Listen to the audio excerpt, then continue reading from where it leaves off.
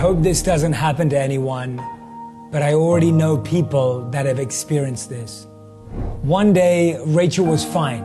She was going about her day. She was busy. She was productive. She was spending time with her family and friends. But then all of a sudden, she developed a cough and started to get a high fever, and she had no idea what it was.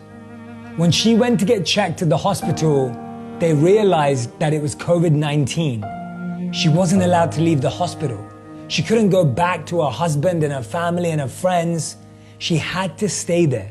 But she was young and healthy, or so they thought. So they thought she would be fine if she just stayed there and recovered.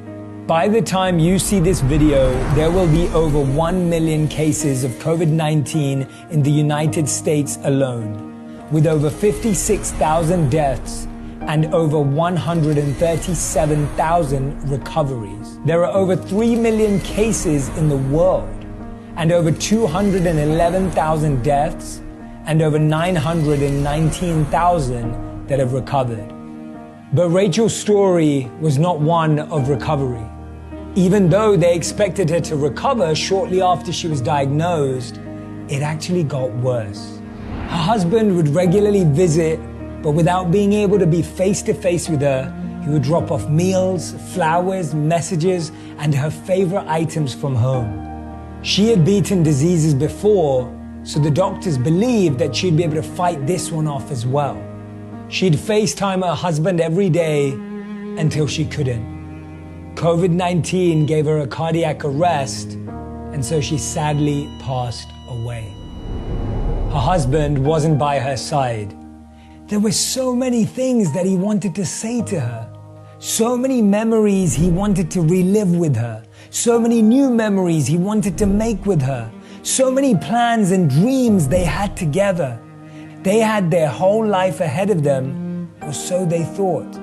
He was heartbroken, completely distraught. No one could come to see him, and he didn't really want to pick up the call to anyone. It was the toughest time in his life, and he was going through it alone.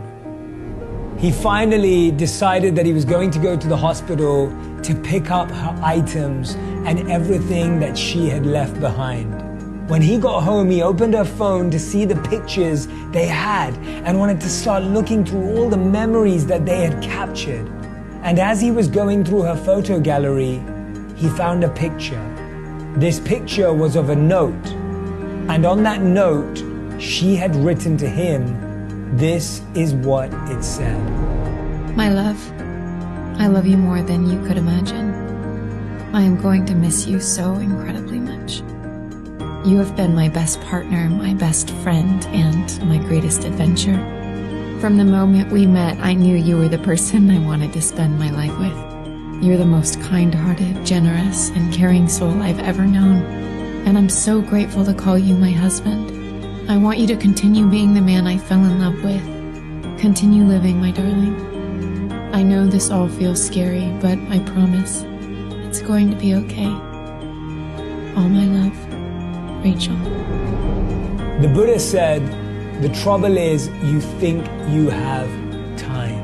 You never know how long you have with someone, so don't waste it arguing. Don't waste it complaining and comparing and criticizing, and don't waste it fighting.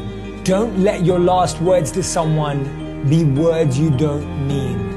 Don't let your last interaction be full of pain. Don't let your last shared emotion be anger, because you don't know when your last time will be your last ever.